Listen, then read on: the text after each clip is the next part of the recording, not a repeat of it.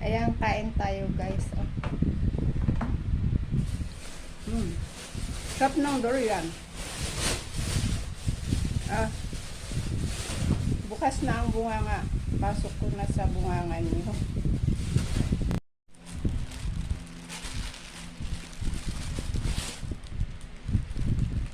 Umaabot sa kapitbahay ang amoy.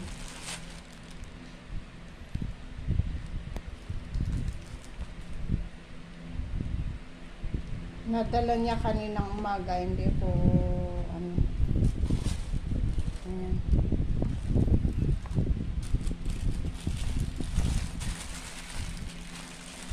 Hindi na kami gaanong kumakain yan mula nung tumaas ang blood pressure ko. Natakot siyang bumili. Namatalutin lang may tutsi. Nagsarado si dalaga ko, yung amoy daw niya.